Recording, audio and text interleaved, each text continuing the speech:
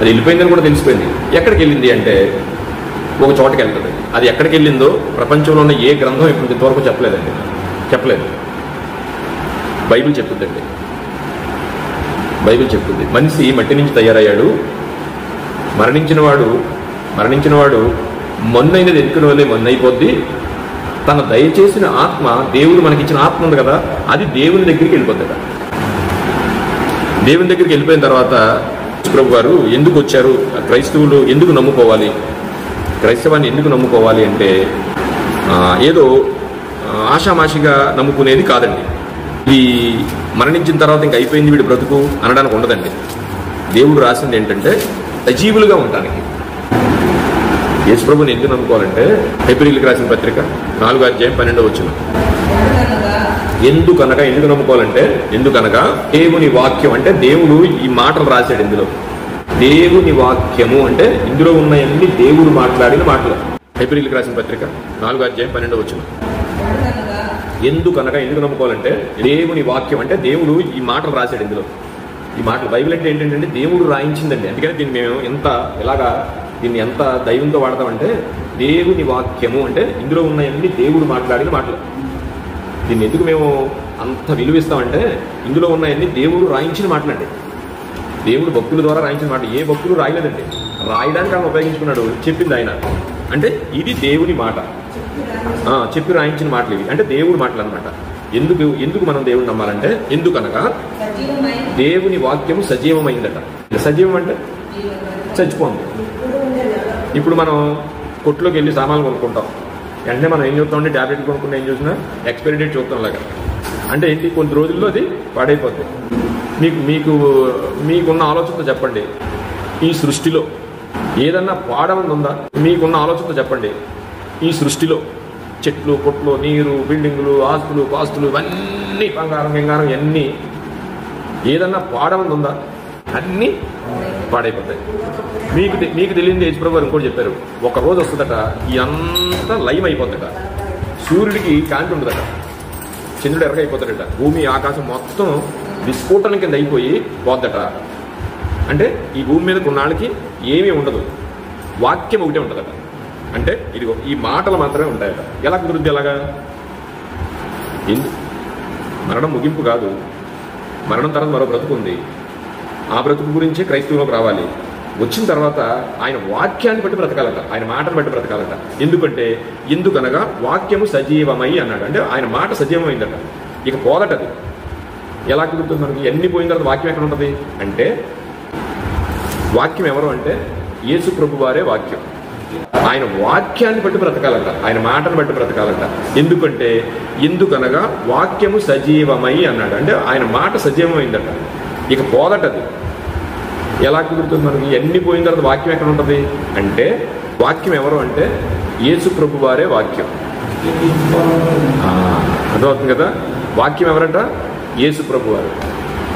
వాక్యం యేసు ప్రభు వారు అయినప్పుడు 2000 సంవత్సరాల క్రితం దేవుడే నరరూపిగా యేసు ప్రభు వారుగా వచ్చి ఈ భూమి మీద అందరికీ ఇదంతా చెప్పేసి ఏమేం జరుగుతుందో, ఆది నుంచి అంతవరకు ఏమేం జరుగుతుందో ఆయన మాటలు ఇందులో రాయించి ఆయన వెళ్ళిపోయాడు. ఎలా వెళ్ళాడంటే ఆయన మరణించి మళ్ళా లేచాడు. అంటే మరణం ముగింపు కాదు, మరణం తర్వాత మరో బ్రతుకుందని రాసేసుకుంటే సరిపోద్దా? ఎవరో ఒకరు చూపించాలి కదా మనకి. యేసుప్రభు వారు మేకులు కొట్టుకున్నారు, రక్తం గార్చేసారు, వెళ్ళిపోయారు, ఇవన్నీ ఏంటంటే అర్థం? యేసుప్రభు వారు మేకులు కొట్టుకున్నారు, రక్తం గార్చేసారు, వెళ్ళిపోయారు, ఇవన్నీ ఏంటంటే అర్థం? అమ్మగారికి బాగా అర్థమవుతుంది. ఏంటంటే అర్థం, ఒరే నాయన, ఈ చిన్న జీవితమే కాదు, దీని తర్వాత మళ్ళీ బ్రతుకుంది. ఈ బ్రతుకు నేను కాగితం మీద రాసి ఇచ్చేసాననుకో మీరు నమ్మరు. అందుకని ఆయనకి ఎందుకు వచ్చి నీలాగా నాలాగా బ్రతికి రక్తం మాంసం అన్ని ఆహారం అన్ని తినేటట్టు మనిషిగా మారిపోయి ఆయన అందరూ చూస్తుండగా మరణించి అందరూ చూస్తుండగా మళ్ళీ పైకి లేచాడు. ఎందుకని? మరణించిన తర్వాత మరో బ్రతుకు ఉంది. వాక్యము సజీవమై. ఎవరు వాక్యం? వాక్యం అనగా యేసుప్రభు వారు సజీవుడట. ఆయన బ్రతికే ఉంటాడంటే ఇదంతా పోయినది. ఎలా? ఏమండి, క్రైస్తవాన్ని ఎందుకు నమ్ముకోవాలంటే వాక్యం సజీవమైంది. వాక్యం అనగా దేవుడు, యేసుప్రభు వారు. ఆ యేసుప్రభు వారి మాటలే ఇందులో ఉంటాయండి. ఆయన మాట అన్నాడంటే ఖచ్చితంగా జరుగుతుంది. అందుకని అక్కడ వాక్యం ఏం చెప్తుందంటే వాక్యం సజీవమై. ఈ సృష్టిలో ఏది కూడా ఎక్స్పైరీ డేట్ లేదు. వాక్యం సజీవం, ఆయన మాట మాత్రం సజీవమైందంటే దానికి మరణం లేదంటే చావు లేదంట, ఎక్స్పైరీ డేట్ లేదంట. ఏమండి క్రైస్తవాన్ని ఎందుకు నమ్ముకోవాలంటే వాక్యం సజీవమైంది. వాక్యం అనగా దేవుడు యేసుప్రభు వారు. ఆ యేసుప్రభు వారి మాటలే ఇందులో ఉంటాయండి. ఆయన మాట అన్నాడంటే ఖచ్చితంగా జరుగుతుందండి. అందుకని అక్కడ వాక్యం ఏం చెప్తున్నాడు, వాక్యం సజీవమై. ఈ సృష్టిలో ఏది కూడా ఎక్స్పైరీ డేట్ లేదు. వాక్యం సజీవం, ఆయన మాట మాత్రం సజీవమైందంటే దానికి మరణం లేదంటే చావు లేదంట, ఎక్స్పైరీ డేట్ లేదంట. ఆ చావు లేని ఆయన ఇప్పుడు ఎక్కడున్నాడు అంటే పరలోకంలో ఉన్నాడని అన్నీ చూపించి, పరలోకం ఎలాగుంటుందో అన్నీ చూపించి చెప్పి అందరూ చూస్తుండగా, ఇగో చూడండి నేను వచ్చాను కదా, మరణించిన తర్వాత మరో బ్రతుకుంటుంది అని చెప్పాను కదా, ఇగో నేను మరణించాను, నేను పైకి వెళ్తున్నాను, మీరు అందరూ చూస్తుండారని 500 మంది చూస్తుండగా 2000 సంవత్సరాల క్రితం ఆయన పైకి వెళ్ళాడండి. సీక్రెట్ ఏముండదు ఇందులో, చెప్పే సుదులే లేదు, ఆయన ఏదో గ్రంథాల్లో రాసే సుదులే లేదు. ఇప్పటికీ ఆయన ఎక్కడి నుంచి లేచాడో సజీవంగా ఆయన సమాధం ఉంది. వాక్యము సజీవమై. యేసుప్రభు వారిని ఎందుకు నమ్ముకోవాలంటే మనకి స్వర్గం నరకం మన గురించి ఎదురు చూస్తూ ఉన్నాయి, ఖచ్చితంగా అక్కడికి వెళ్ళాల్సిందే. స్వర్గం ఒకటి నరకం ఒకటి మన గురించి ఎదురు చూస్తూ ఉన్నాయి, ఖచ్చితంగా అక్కడికి వెళ్ళాల్సిందే. అక్కడికి వెళ్ళడానికి మార్గం ఎవరు అంటే ఇది క్లియర్గా చూపించాడు వచ్చి. నాకు తెలిసినంత వరకు ఏ గ్రంథాల్లో ఏ దేవుడు కూడా చనిపోయి మళ్ళా లేచిన దేవుడు లేడు. నాకందరూ తెలుసు ఏ దేవుడు లేడు. ఈ దేవుడిని ఎందుకు మొక్కాలి అంటే ఆ దేవుడు రక్తమాంసాలు కలిగి భూమి మీదకి వచ్చి నీ నాలా జీవించి ఎలా జీవించాలో చెప్పి అందరూ చూస్తుండగా మరణించి పైకి లేచిన వాడు యేసుప్రభు వారు ఒక్కడే. అంటే ఇప్పుడు చెప్పండి, అందుకే ఆయన ఏమన్నాడంటే నేనే మార్గమును సత్యమును జీవమును. అంటే నేనే మార్గం అంటే నన్ను నమ్ముకుంటేనే నువ్వు అక్కడికి వెళ్తావు, మార్గం. జీవం అంటే సజీవం, వాక్యము సజీవమై. అంటే నువ్వు సజీవంగా ఉండాలంటే నన్నే నమ్మాలి. మార్గమును సత్యం ఎవరంటే యేసుప్రభు వారు. ఎందుకు సత్యం అంటే ఏమండి క్లియర్గా 2000 సంవత్సరాల క్రితం ప్రపంచం అంతా చూస్తుండగా ఇదిగో మరణించిన తర్వాత మరో బ్రతుకుందని చెప్పాను కదా, నేనే మార్గమును జీవము సత్యం అన్నాను కదా, నేనే సత్యం, నేనే జీవం. నువ్వు బ్రతకాలంటే నన్నే నమ్ము, ఎందుకంటే నేను వెళ్ళిపోతున్నాను, దేవుని దగ్గరికి వెళ్తున్నాను. దేవుని దగ్గరికి అంటే ఈయనే దేవుడే నరరూపంగా వచ్చారు, వచ్చి అందరికీ చూపించాడు. మీరు దేవుడు కదండి అంటే ఆయన మనిషిలా పుట్టాడు. ఎందుకు యేసుప్రభు వారు పుట్టాడు? ఎందుకంటే యేసుప్రభు వారు పుట్టినవాడు కాదు, ఇక్కడ వచ్చినవాడు. పుట్టాలి కనుక ఆయన వచ్చాడు, అంతేగాని ఎప్పుడూ ఉన్నాడు ఆయన. అర్థమవుతుందండి?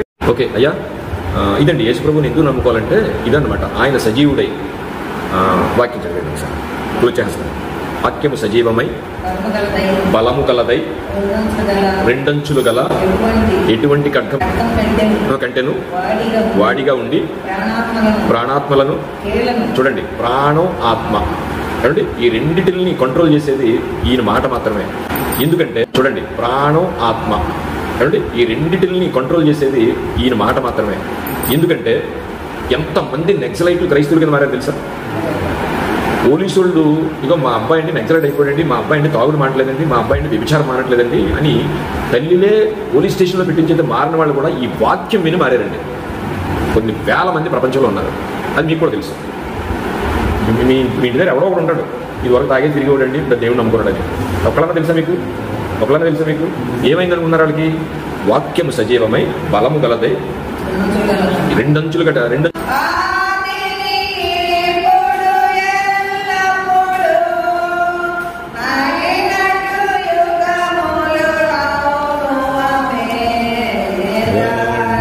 ఉత్సాహించి పాడుదము రక్షణ దుర్గము మన ప్రభువే.